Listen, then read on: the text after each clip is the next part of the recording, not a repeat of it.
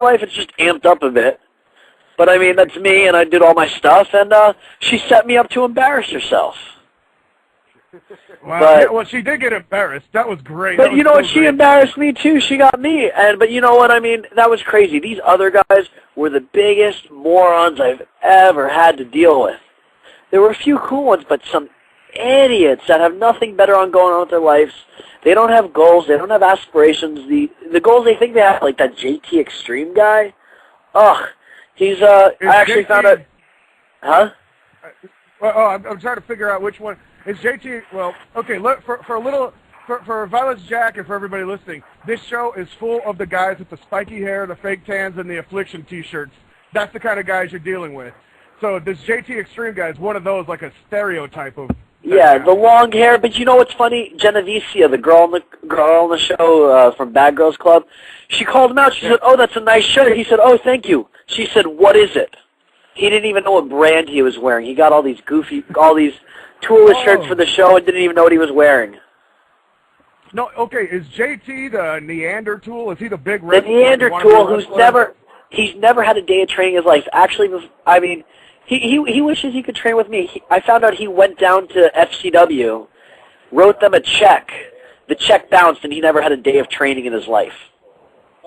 No, yeah, this guy is the worst of all times, Violence Jack. He gets on this show, and he's posing like he's got a fucking sweet Mr. Olympia-style body. He does nothing but pose the whole time. Looks like he's worked out maybe 6 months and eaten a little bit of protein. Nothing great, nothing super. There's the guy that's on the show that cries to his girlfriend, the Angelo guy. Got a way better.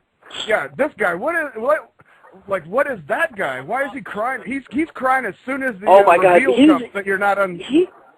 I don't know. I'm not even sure if I liked Angelo or not. Like, he got in my face early, and we kind of, like, I don't know. It was more Jacob I couldn't stand. Angelo, I'm like, whatever. This guy's crying about his girlfriend. Jacob's doing the whole, he used to be a special ed teacher or something. I guess those were the only kids he was smarter than. But I don't know. Angelo, he's crying all the time, so it's like, I don't care about these guys. I mean, really, the show was, I'm around all these idiots. I'm trying to do the thing with my girlfriend. I'm like, all right, cool. I'm on a reality show. I guess I'll try to get myself over. Let me do the show. But, man, these guys are morons. I just snapped. I don't know. Did you guys see the wrestling match I had with the girl? Yeah, I'll get to that. I want to definitely get to that. I will definitely get to that because that pissed me off more than anything on the whole show. But first, I just want to get the whole background of the thing because your girlfriend tells you you're going to go on a reality show. What reality show did you think you were going on? The Lost City. I get a show. It's Lost City. It's the year 2012. The world's coming to an end. Are we ready? Oh, that sounds Larry's lame. Yeah. Sorry, guys. Are we going back to the house? Yes. All right, cool. So I get this thing to the Lost City. It's like talk about what you do when you go out on the town. So I just tell them everything I do when I go out after shows. Yes. We go out with the guys. We party. We go to strip clubs. We do whatever. So So it was gonna be for real a show that put you over as like a cool party guy. Yeah, cool partier. And then, I'm like, Then when they do that reveal, when they do the reveal, that's real. Like the big explosion and everything. Yeah, that was all real. What happened? I get a tryout for the thing. They're like, yeah, we want to fly out to California. And I said, look, I got to be in England that day. I have a show in England. So they said, all right. They transferred my flight from England to L.A. And they're like, all right, wear this. Hang on a second. What's that over there? I said, oh, that's my ring robe. Your ring robe? I said, yeah, remember I just got done wrestling in England? Oh, wear that. I said, okay, do you want me to wear my gear too? Yeah. I said, okay, guys, no problem. Thinking, all right, cool, wrestling. All right, get this stuff over. And they liked it so much, and then they made me wear it on the show in Cancun just so I could look stupid in the end that I'm on the Tool Academy. But yeah, the whole thing, I mean, they went out of their way to send us to Cancun where we really thought we were going to party. They took care of us, put us in a nice hotel and everything, and then had us sell ourselves in those interview rooms where we talk about how great we are, just so our girlfriends can watch it and tell us how much douchebags we are. Well, that doesn't hardly seem fair. Girls suck. Oh, I didn't care when I found out it was the Tool Academy. I'm like, I didn't even know what to think. These other guys, Jacob's running around throwing things. Angelo's crying already. I was like, all right, what's next? And then we didn't even get to see our girls, huh?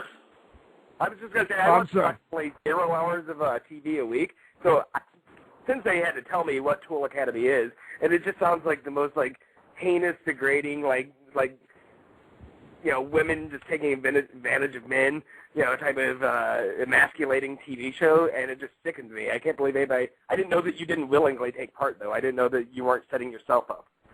Oh, no. No, I thought I was going to go on a show to party. Party, drink, and dance, Chasyn Rance. I mean, this, I thought this was going to be a fun show, and then I have to do this therapy. I'm like, all right. All right, this could be a little interesting. Let me just see how this goes. Because I've seen the show here and there. But I didn't realize how much these guys are going to be fighting, and the cameras are on you all the time. These guys are like the biggest girls ever. Just always yelling, always bitching. That's what made it great when you walked out. Sorry, Skype is dropping out like a motherfucker tonight, so just in case you can't hear me from time to time. No, you're good. But the whole theory of, with the guys just bitching and crying all the time, Sensei and I had a saying that dudes turn into fags over pussy. And it sounds like that's all it is. They got called out, and then they were just crying.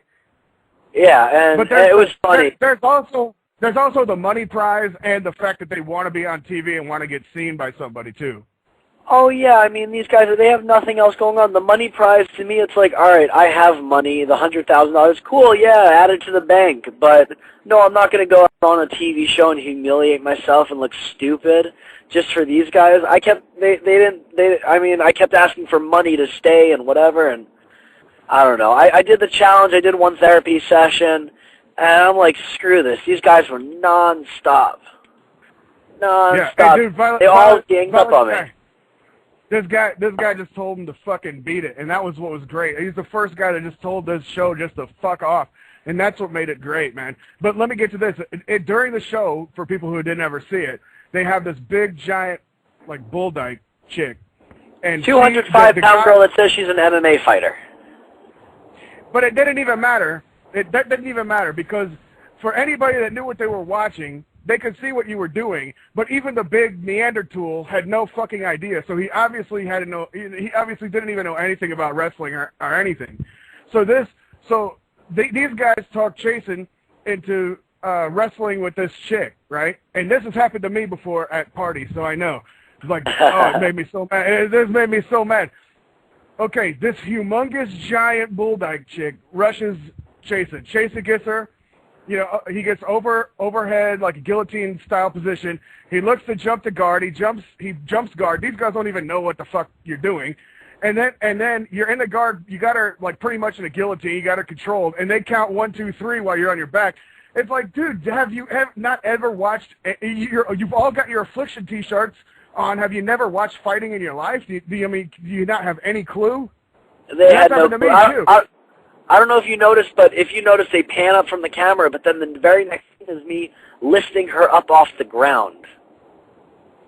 No, I don't. Yeah, I don't remember that. I mean, I only saw it. Go back and watch it again. Go back and watch it again. You see the guillotine, the camera pulls up, but then you see me pick her up off the ground. So you can figure that out on your own. But those guys were just nuts. I didn't need that. I wanted to go back home to my own mansion. So when you no-showed the Awesome Bomb Radio initially, and I heard you were on Tool Academy, I was like, man, who the fuck is this guy? Fuck this guy. But now that I'm hearing that you're with my man Larry Z, I have more and more respect for you by the minute. Oh, well, thank you. Yeah, you know what happened? Honestly, it was a bit of a crazy night. Right, Scott? 2 weeks ago on Wednesday. Oh, my goodness. And then you know how I finally figured out what happened? I was on Google and something came up with my name and you guys talking about me. I'm like, oh shit. Is Sensei still here? Where'd you get? Huh? I think the real host of the show. He's under a storm right now. I think that his call dropped. That he should be back on. Yeah,